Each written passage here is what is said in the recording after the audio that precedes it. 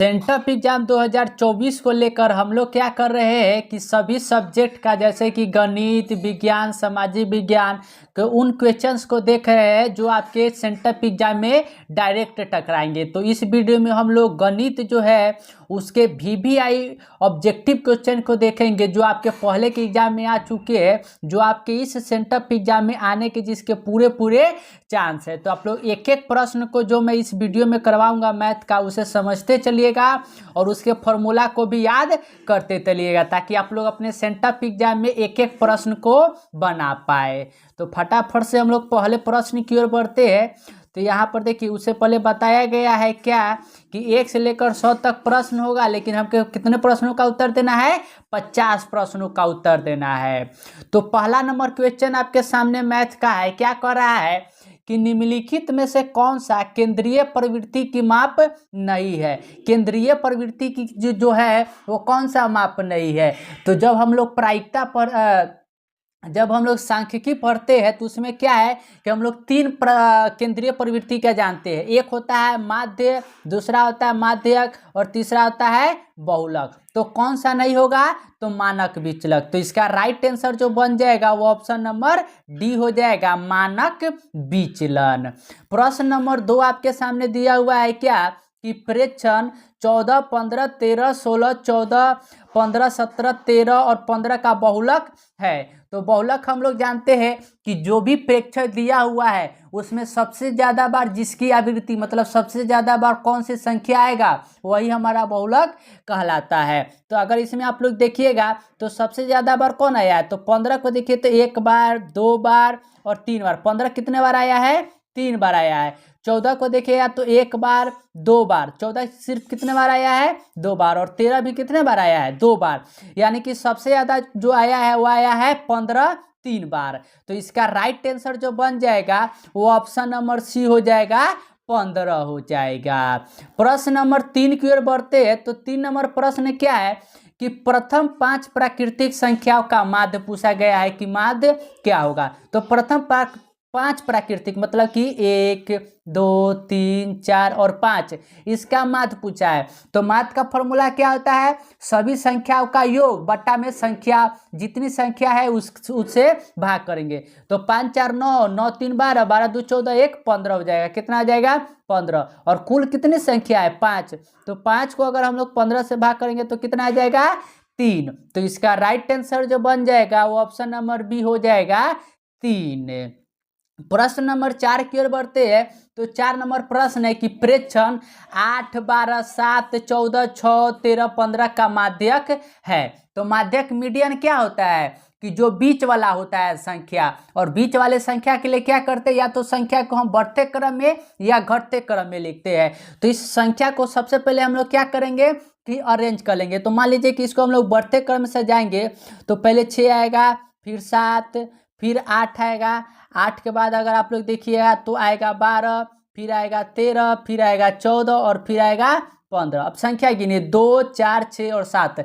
कितनी संख्या है? 7 संख्या है। तो 7 संख्या मतलब 3 इधर आएगा, 3 इधर आएगा और बीच वाला जो आ जाएगा वो हमारा क्या आ जाएगा? माध्यिका। तो माध्यिका कितना हो जाएगा? 12। तो इसका right answer option number D हो जाएगा, 12। प्रश्न नंबर 5 की ओर बढ़ते हैं। तो 5 नंबर प्रश्न है क्या कि माध्यिका का 3 गुना और माध्य का 2 गुना का अंतर का बराबर होता है। तो आप लोग बहुलक का फॉर्मूला पढ़े। बहुलक बराबर क्या होता है? तो आप लोग जानते हैं कि 3 माध्यिका माइनस 2 माध्य होता है। यही तो फॉर्मूला होता है। तो इसका right answer option number C हो जाएगा, बहुलक। क्वेश्चन नंबर 6 की ओर बढ़ते हैं। तो 6 नंबर क्वेश्चन ऐसे क्वेश्चन जो है ना जो सीधा फॉर्मूला पर आधारित होते हैं आपके सेंटअप एग्जाम में बार बार पूछा जाता है। तो इसे आप लोग याद कर लीजिएगा कि अगर ए भुजा वाले समबाहु त्रिभुज का क्षेत्रफल क्या होता है। तो फॉर्मूला आप लोग क्या जानते हैं कि √3/4 ए स्क्वायर जो होता है वह क्या होता है? समबाहु त्रिभुज का क्षेत्रफल होता है। तो इसका right answer option number C हो जाएगा। क्वेश्चन नंबर 7 आपके सामने दिया हुआ है क्या कि यदि वृत्त की परिधि और वर्ग का परिमाप दोनों 88 सेंटीमीटर है तो इन दोनों का क्षेत्रफल पूछा है कि क्षेत्रफल क्या होगा। तो अगर हम लोग जानते हैं कि सबसे पहले क्या करेंगे कि यहाँ से हम लोग भुजा का मान निकालेंगे, वृत्त से हम लोग आर का वैल्यू निकालेंगे, वर्ग का परिमाप में हम लोग ए का वैल्यू निकालेंगे। तो परिधि का फॉर्मूला होता है 2πr, यानी कि 2 गुने 22 में 7 गुने आर, और इसका वैल्यू कितना है 88। तो 22 दूना 44 दूना 8, यानी कि आर का वैल्यू हो जाएगा 14। आर का वैल्यू कितना हो जाएगा 14। और इसका देखिएगा तो 4 है, यानी कि ए का वैल्यू आ जाएगा 22। कितना आ जाएगा 22 चौका 88। तो अब पूछा गया है क्या कि इसका निकालना है हम लोगों को क्षेत्रफल। तो 14 आता है तो इसका आता है क्षेत्रफल 154, और 22 का करिएगा तो 22 का आएगा 444, यानी कि सबसे बड़ा कौन होगा वर्ग होगा। तो इसका राइट आंसर जो हो जाएगा कि वर्ग का जो क्षेत्रफल है ना वह वृत्त के क्षेत्रफल से क्या होगा बड़ा। तो right answer option number B हो जाएगा। क्वेश्चन नंबर 8 की ओर बढ़ते हैं। तो 8 नंबर क्या है कि यदि किसी घन के प्रत्येक किनारा ए इकाई है तो इसका विकर्ण होगा। तो हम लोग जब घन बनाते हैं तो घन में विकर्ण का फॉर्मूला हम लोग जानते हैं, ऐसा ही तो घन कुछ होता है। तो इसका विकर्ण का फॉर्मूला क्या होता है कि √3 गुने भुजा। तो भुजा का वैल्यू क्या है ए, यानी कि √3a इकाई हो जाएगा। क्वेश्चन नंबर 9 की ओर बढ़ते हैं। तो 9 नंबर भी सीधा देखिए आपके फॉर्मूला ही पूछा गया है। सूत्र कह रहा है कि त्रिज्या r और ऊंचाई h वाले एक लंब वृत्तीय शंकु का आयतन होगा। तो शंकु का आयतन का फॉर्मूला हम लोग जानते हैं कि यह होता है 1/3 पाई r² h, और ये कहाँ पर है तो आप लोग कहिएगा कि सर ऑप्शन नंबर बी है। तो right answer option number B हो जाएगा। क्वेश्चन नंबर 10 आपके सामने दिया हुआ है क्या कि यदि दो वृत्तों का क्षेत्रफल का अनुपात 4:25 है तो उनकी त्रिज्याओं का अनुपात होगा। तो अगर इसका क्षेत्रफल का अनुपात इतना है तो त्रिज्या का क्या हो जाएगा इसका वर्गमूल निकाल लेंगे। तो 4 हो जाएगा 2 का वर्गमूल और 25 हो जाएगा 5 का, यानी कि 2:5 इसका राइट आंसर हो जाएगा।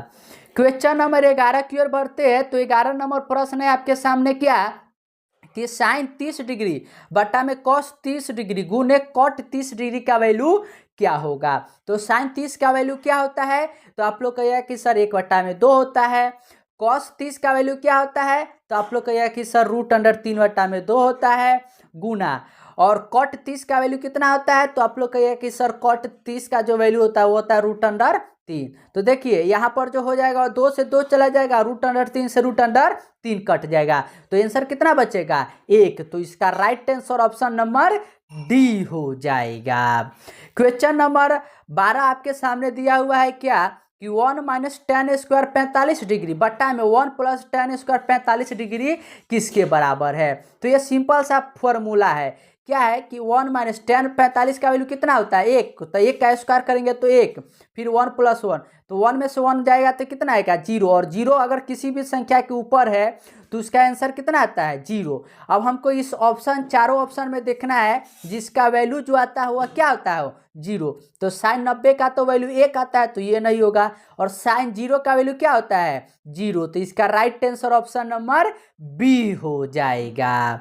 क्वेश्चन नंबर 13 जो है वो आपके सामने है कि बिंदु 7, 10 किस पाद में स्थित है। तो हम लोग जानते हैं कि कुल 4 पाद होते हैं। कितने पाद होते हैं 4 पाद। पहले पाद में प्लस प्लस, दूसरे पाद में माइनस प्लस, तीसरे में माइनस माइनस और चौथे में प्लस माइनस।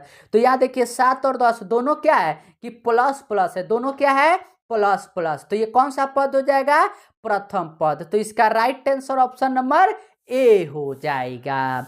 क्वेश्चन नंबर 14 आपके सामने दिया हुआ है क्या कि tan 45 डिग्री अनुपात tan 60 डिग्री का वैल्यू क्या होगा। तो ये देखिए बच्चों वाला प्रश्न आपके सेंटर एग्जाम में ऐसा ही पूछा जाएगा। तो अगर आप लोग एक एक प्रश्न को यहाँ से पढ़ लीजिएगा ना तो एग्जाम में तो बस आपको जाना है और टिक मार के आना है। तो tan 45 का वैल्यू क्या होता है 1 होता है अनुपात, और tan 60 का वैल्यू कितना होता है तो आप लोग कहिएगा कि √3, यानी कि 1:√3। ऑप्शन नंबर सी जो हो जाएगा वो आप लोग का राइट आंसर हो जाएगा। क्वेश्चन नंबर 15 आपके सामने है कि एक्स अक्ष पर स्थित किसी बिंदु का निर्देशांक का रूप होगा। अगर एक्स एक्सिस पर स्थित है इस प्रकार से समझिए, अगर ये एक्स एक्सिस पर है तो उसका निर्देशांक क्या होगा x, 0। तो इसका right answer option number A हो जाएगा।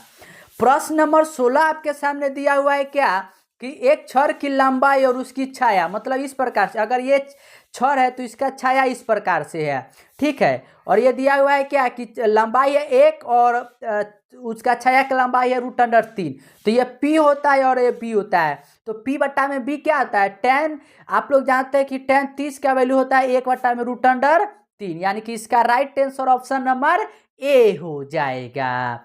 क्वेश्चन नंबर 17 की ओर बढ़ते हैं। तो 17 नंबर प्रश्न फिर से फॉर्मूला बेस्ड पूछा गया है, तो फॉर्मूला आपको ना याद रहना चाहिए। कह रहा है कि मूल बिंदु से बिंदु R -x और y की दूरी क्या होगा। तो फॉर्मूला होता है कि √x1 - x2 का होल स्क्वायर, यानी कि -x में से 0 घटाते तो ये हो जाएगा x² + y²। तो इसका राइट आंसर जो हो जाएगा वो ऑप्शन नंबर कौन सा आ जाएगा, ऑप्शन नंबर ए हो जाएगा। प्रश्न नंबर 18 आपके सामने है कि बिंदु 5, 7 और Q 8, 11 के बीच की दूरी क्या होगा। तो √अंडर निकालेंगे, 8 में से 5 गएगा तो कितना आएगा 3, और 3 का स्क्वायर करेंगे तो 9 आ जाएगा। 11 में से 7 घटाएंगे तो आएगा 4, और 4 का स्क्वायर करेंगे तो 16। तो 16 और 9 मिलके हो गया 25, और 25 किसका वर्गमूल होता है, 5 का। तो इसका राइट आंसर जो हो जाएगा वो ऑप्शन नंबर बी हो जाएगा, 5 इकाई। क्वेश्चन नंबर 19 आपके सामने है कि रेखा y = 4 आलेख निम्न से किस बिंदु से होकर गुजरे थी। तो y बराबर 4 है, मतलब x का वैल्यू कितना होगा, 0 होगा।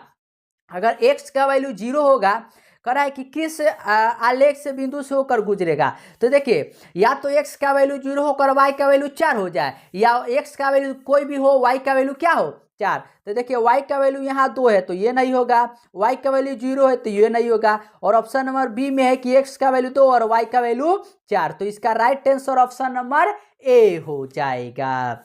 क्वेश्चन नंबर 20 आपके सामने है कि मूल बिंदु के निर्देशांक होते हैं। देखिए कितना सिंपल प्रश्न आपके सेंटर एग्जाम में पूछा जाएगा। मूल बिंदु का निर्देशांक क्या होता है, तो मूल बिंदु जो होता है वो उसका निर्देशांक होता है 0, 0। कितना होता है, 0, 0। तो right answer option number A हो जाएगा। क्वेश्चन नंबर 21 आपके सामने पूछ रहा है क्या कि निम्नलिखित में से कौन सबसे छोटी प्राकृतिक संख्या है। अब देखिए, अगर आपको प्राकृतिक संख्या का परिभाषा याद होगा ना, तो इसको आप लोग देखकर मात्र ही टिक मार दीजिएगा। तो प्राकृतिक संख्या का परिभाषा क्या होता है कि वह संख्या जो 1 से शुरू होकर और अनंत तक क्या है, खत्म होता है। तो 1 से शुरू होगा प्राकृतिक संख्या, तो सबसे छोटा भी तो 1 ही ना होगा। तो इसका right answer option number C हो जाएगा, 1। प्रश्न नंबर 22 आपके सामने है कि निम्नलिखित में से कौन सी परिमेय संख्या है। इन चारों में से कौन सा परिमेय संख्या है। तो परिमेय संख्या क्या होता है, वह संख्या जिसको हम लोग P/Q के रूप में लिख सकते है। तो कौन सा है, तो अगर आप लोग देखिएगा तो ऑप्शन नंबर ए में √25, और √25 मतलब हुआ 5, और 5 के नीचे कुछ नहीं तो क्या है, 1। तो देखिए ये P/Q का रूप का है, तो right answer option number A हो जाएगा। क्वेश्चन नंबर 23 आपके सामने है, निम्नलिखित में से कौन सी अपरिमेय संख्या है। इन चारों में से कौन अपरिमेय है। तो देखिए √16 4 का वर्गमूल, ये इसको जब निकालेगा तो ये 1 बट्टा में √3 हो जाएगा। 16 है, यहाँ देखिए अपरिमेय, ये भी 5 हो जाएगा, ये 4 हो जाएगा, और ये हो जाएगा आपका 1/3, यानी कि 1/√3। और यहाँ पर देखिए 1.3 है। तो यहाँ पर देखिए ए और सी दोनों जो है ना, ये दोनों अपरिमेय संख्या, ए और सी दोनों क्या है, अपरिमेय, क्योंकि इन दोनों का जो है वह वर्गमूल नहीं निकल रहा है। प्रश्न नंबर 24 आपके सामने है कि यदि पी और क्यू दो अभाज्य संख्या है तो उनकी मौसा क्या होगा। अब देखिए, अब हम लोग बार बार पढ़ते हैं कि कोई भी अगर दो संख्या अभाज्य है, जैसे कि देखिए 2 एक अभाज्य संख्या है, 3 भी एक अभाज्य संख्या है, तो 2 और 3 का मौसा कितना आएगा, तो आप लोग कहिएगा कि 1 आएगा। मतलब याद रखिएगा कि हमेशा 2 अभाज्य संख्याओं का मौसा कितना होता है, 1। तो इसका right answer option number A हो जाएगा। प्रश्न नंबर 25 आपके सामने है, कह रहा है क्या कि 0.13 का ऊपर क्या दिया हुआ है, तो पावर में दिया हुआ है, ठीक है। क्या दिया हुआ है, बार दिया हुआ है, पावर में बार दिया हुआ है। तो इसका क्या होता है कि 13 हो जाएगा, ऊपर 2 संख्या तो नीचे 2 को 9 हो जाएगा, यानी कि 13/99। प्रश्न नंबर 26 आपके सामने है कि 18 तथा 72 का मौसा होगा। तो 18 और 72 का मौसा क्या होगा? तो देखिए 18 गुने 1 लिख सकते हैं और 18 चौका क्या लिख सकते हैं? 72, यानी कि कॉमन क्या रहा है? 18 आ रहा है। तो इसका right answer option number A हो जाएगा 18। प्रश्न नंबर 27 आपके सामने है कि रूट अंडर 12 का परिमेयीकरण गुणांक है। रूट अंडर 12, 12 को हम लोग क्या लिख सकते हैं? 4 गुने 3, तो 4 हट जाएगा तो यह जाएगा 2 रूट अंडर 3। तो 2 के गुणांक में क्या है? Root under 3। तो इसका राइट आंसर जो होना जाएगा वो ऑप्शन नंबर ए हो जाएगा। प्रश्न नंबर 28 आपके सामने दिया हुआ है कि यदि p एक धनात्मक पूर्णांक है तो धनात्मक सम पूर्णांक का रूप होगा। तो धनात्मक सम पूर्णांक का रूप क्या होगा?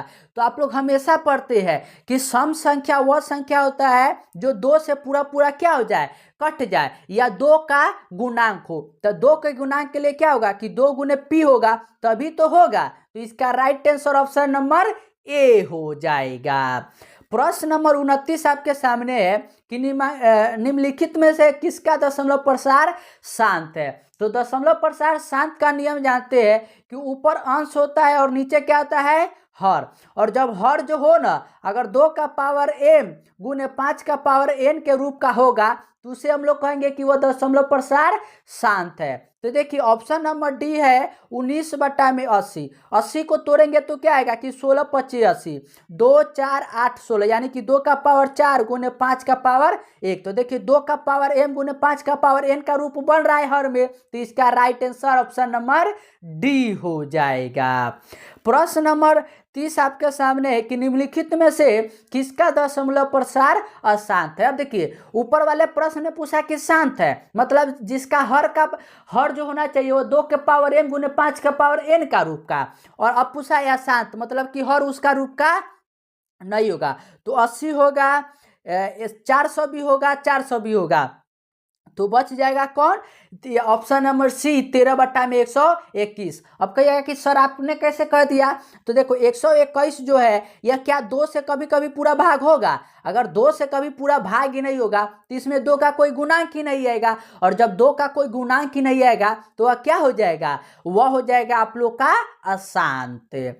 प्रश्न नंबर 31 आपके सामने है कि यदि थीटा तथा फाई जो है अगर पूरक है, तो देखिए थीटा और फाई पूरक है, मतलब क्या है कि दोनों का योग 90 डिग्री है। दोनों का योग क्या है? 90 डिग्री। तो यह पूछ रहा है कि यह किसके बराबर है? तो सिंपल सा है कि साइन थीटा होगा तो कॉस थीटा में, कॉस थीटा जो होगा वह साइन थीटा में कन्वर्ट हो जाएगा, और सेक थीटा कॉसेक में। तो इसका right answer option number B हो जाएगा। प्रश्न नंबर 32 आपके सामने है कि sine square 75 degree plus sine square 15 degree का वैल्यू क्या होगा? तो देखिए आप लोग एक फॉर्मूला पढ़े हैं क्या कि साइन 90 डिग्री माइनस थीटा जो होता है यह कॉस थीटा के बराबर होता है, ये आप लोगों ने पढ़ा है। तो उसी फॉर्मूला से अगर हम लोग साइन स्क्वायर 75 को साइन स्क्वायर 75 प्लस 15 को हम लोग लिख सकते हैं क्या कि साइन स्क्वायर 90 डिग्री माइनस 75, क्योंकि 90 में से 75 घटाएंगे तो 15 ही आ जाएगा। फिर देखिए sine square 75 degree plus sine 90 minus theta, तो ये क्या हो जाएगा? Cos square 75 degree. और हम लोग फॉर्मूला जानते हैं sine square theta plus cos square theta क्या होता है? 1 होता है। तो इसका right answer option number B हो जाएगा 1 हो जाएगा। प्रश्न नंबर 33 आपके सामने दिया हुआ है 1 प्लस tan स्क्वायर थीटा किसके बराबर होगा? तो 1 प्लस tan स्क्वायर थीटा आप लोग फॉर्मूला पढ़े कि सेक स्क्वायर थीटा के बराबर होता है। प्रश्न नंबर 34 आपके सामने है, कह रहा है कि 2 ब्रैकेट के अंदर है sine square alpha plus cos square alpha किसके बराबर होगा? तो 2 गुने sine square alpha plus cos square alpha क्या हो जाएगा? 1 से गुना हो जाएगा। तो 2 गुने 1 करेंगे तो क्या हो जाएगा? 2। तो इसका राइट आंसर जो हो जाएगा वो ऑप्शन नंबर सी हो जाएगा। प्रश्न नंबर 35 आपके सामने है कि 5 cosec square theta minus 5 cot square theta किसके बराबर होगा? तो अगर हम लोग यहाँ से 5 कॉमन ले लेंगे तो हमें क्या मिल जाएगा? Cosec square theta minus cot square theta, और 5 गुने 1 करेंगे तो कितना मिल जाएगा? 5। तो इसका right answer option number B हो जाएगा। प्रश्न नंबर 36 आपके सामने दिया हुआ है क्या कि 3 अल्फा इक्वल टू 180, तो अल्फा का वैल्यू क्या हो जाएगा 60, और पूछ रहा है कि कॉस अल्फा मतलब कि कॉस 60 डिग्री का वैल्यू, तो कॉस 60 का वैल्यू क्या होता है 1/2, तो right answer option number C हो जाएगा। प्रश्न नंबर 37 देखिए आपके सेंटअप एग्जाम में किस प्रकार से पूछा जाएगा। कह रहा है क्या कि साइन थीटा इक्वल टू 1 है, ए साइन थीटा इक्वल टू 1, तो साइन थीटा का वैल्यू यहां से क्या आ जाएगा 1/a, और कॉस थीटा का वैल्यू निकालिएगा तो ये निकल के आ जाएगा 1/b। तो पूछा है टेन थीटा का वैल्यू क्या होगा, तो साइन बटा में कॉस करेंगे तो b ऊपर चला जाएगा और a नीचे आ जाएगा, यानी कि इसका right answer option number B हो जाएगा b/a। प्रश्न नंबर 38 आपके सामने है, 1/√3 किसका मान है, तो 1/√3 किसका वैल्यू होता है, तो दो वैल्यू होता है, या तो tan 30 डिग्री का या cot 60 डिग्री का, तो इसमें देखते हैं कि कौन सा है, तो आप लोग कहिएगा कि सर ऑप्शन नंबर बी में tan 30 डिग्री है, तो इसका right answer option number B हो जाएगा। प्रश्न नंबर 39 आपके सामने है, कह रहा है क्या कि sec theta plus tan theta equal to X है, तो sec theta minus tan theta क्या हो जाएगा 1/x, और टेन से टेन कट जाएगा, यानी कि दो माइनस कर लेते हैं हम लोग, क्या कर लेते हैं माइनस माइनस माइनस प्लस, यानी कि 2 टेन से हो जाएगा यहाँ पर क्या हो जाएगा कि x माइनस 1/x, तो x square minus 1, x square minus 1/2x, तो इसका right answer option number B हो जाएगा। प्रश्न नंबर 40 आपके सामने इस प्रकार से आया हुआ है।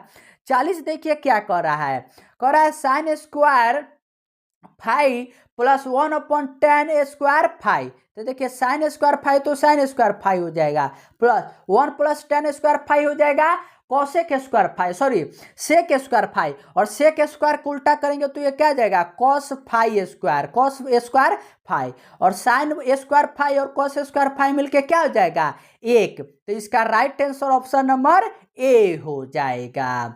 प्रश्न नंबर 41 आपके सामने दिया हुआ है, के किस मान के लिए समीकरण x + 2y = 3 और 3x + ky = 9 संपाती रेखा होगा, तो संपाती रेखा का नियम क्या कहता है कि a1/a2 = b1/b2 = c1/c2 होना चाहिए, तो उस नियम से चलेंगे तो 1/3 हो जाएगा, 2/k हो जाएगा इक्वल टू 3/9, यानी कि 1/3, तो यहां से अगर आप k गुने 1 करिएगा 3 गुने 6, तो k इक्वल टू कितना आ जाएगा 6, तो इसका राइट आंसर जो हो जाएगा वो ऑप्शन नंबर डी हो जाएगा 6।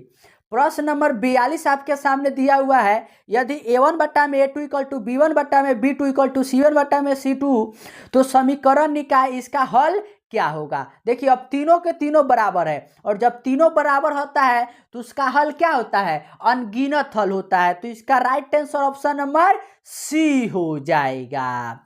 प्रश्न नंबर 43 की ओर बढ़ते हैं, और देखिए ऐसा द्विघात समीकरण का 43 नंबर सेंटअप एग्जाम में भर भर के प्रश्न आएंगे, 2-3 प्रश्न आएंगे, तो इसे आप लोग याद ही कर लीजिएगा। कह रहा है कि निम्नलिखित में कौन द्विघात समीकरण है, इन चारों में कौन द्विघात समीकरण है, तो द्विघात समीकरण का नियम कहता है कि उसका हाईएस्ट पावर कितना होना चाहिए 2 होना चाहिए, कितना होना चाहिए 2, और इस चारों ऑप्शन में से कौन है, तो ऑप्शन नंबर सी में ही है, तो राइट आंसर सी हो जाएगा।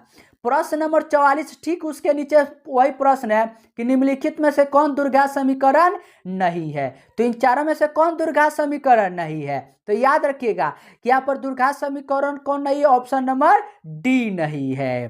प्रश्न नंबर 45 आपके सामने दिया हुआ है, यदि द्विघात समीकरण 2x² - px + p = 0 का मूल समान हो तो p का मान क्या होगा, तो मूल समान मतलब क्या है कि d का वैल्यू कितना आना चाहिए 0, यानी कि p² - 4ac, यानी कि 4 दूना 8 हो जाएगा, कितना आ जाएगा यहाँ पर देखिएगा तो 8p = में हो जाएगा 0, तो उस तरफ ले गए तो p से p कट के p = कितना आ जाएगा 8, यानी कि इसका राइट आंसर जो बन जाएगा वह क्या आ जाएगा कि p का वैल्यू 8 आएगा। प्रश्न नंबर 46 आपके सामने दिया हुआ है, यदि समीकरण x² - kx + 4 = 0 का कोई वास्तविक मूल नहीं है तो k का मान क्या होगा, और जब मूल जो है वास्तविक नहीं होता है तो d का वैल्यू हमेशा क्या आता है 0 से छोटा, तो यह हो जाएगा के स्क्वायर माइनस 4 चौका 16, क्या हो जाएगा 16, 0 से छोटा, यानी कि K square less than equal to 16। तो के का वैल्यू क्या हो जाएगा प्लस माइनस 4 के बीच में, तो right answer option number C हो जाएगा। प्रश्न नंबर 47 है आपके सामने कि अल्फा तथा बीटा द्विघात समीकरण x square minus 3√3x minus 12 के मूल हो तो अल्फा प्लस बीटा माइनस √3 क्या होगा।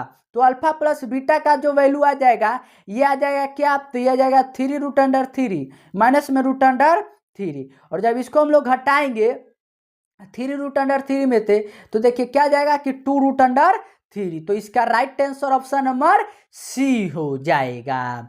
प्रश्न नंबर 48 आपके सामने है कि समांतर श्रेणी 3, 7, 11 का कौन सा पद 14वां पद होगा। तो बहुत समय बाद समांतर श्रेणी का आया है क्वेश्चन। तो ए का वैल्यू क्या हो जाएगा, ए का वैल्यू हो जाएगा 3, बी का वैल्यू डी का वैल्यू क्या हो जाएगा 7 में से 3 घटाएंगे तो 4, एन का वैल्यू हो जाएगा 14, पुट करते हैं ए का वैल्यू हो जाएगा 3 प्लस उसके बाद होगा n-1 यानी कि 13, और 13 चौका कितना आ जाएगा 52, तो 52 में 3 जोड़ेंगे तो कितना आ जाएगा 55, यानी कि उसका 14वां पद जो आएगा वह कितना आएगा 55। तो इसका right answer option number B हो जाएगा। प्रश्न नंबर 49 है कि निम्नलिखित में से कौन सा समांतर श्रेणी में है। तो समांतर श्रेणी का नियम क्या कहता है कि प्रत्येक दो पदों के बीच का जो अंतर होना चाहिए वो क्या होना चाहिए, समान होना चाहिए। तो -6 में से अगर -8 घटाइएगा तो 2, -4 में से -6 घटाइएगा तो 2, -2 में से -4 घटाइएगा तो 2, यानी कि इसका सभी जो है वह सार्वंतर क्या रहा है, समान। तो इसका right answer option number A हो जाएगा। प्रश्न नंबर 50 है आपके सामने कि समांतर श्रेणी 16, 11, 6, 1, -4 का कौन सा nवां पद होगा। तो देखिए निकालते हैं, ए का वैल्यू कितना है 16, डी का वैल्यू कितना है 11 में से 16 घटाएंगे तो -5, एन का वैल्यू तो एन ही दिया हुआ है तो पुट करते तो -5 प्लस एन माइनस हो जाएगा n-1, और डी का वैल्यू कितना है -5, यानी कि यहाँ हो जाएगा 16 या 16, देखिए फिर से लिखते हैं तो यह 16 हो जाएगा प्लस और माइनस से गुना हो जाएगा यहाँ पर तो -5 हो जाएगा प्लस 5 है, तो 16 में से 5 घटेगा तो कितना आ जाएगा, तो आप लोग कहिए कि 11 प्लस 5 एन, यानी कि 11 plus 5 N, right answer option number D हो जाएगा।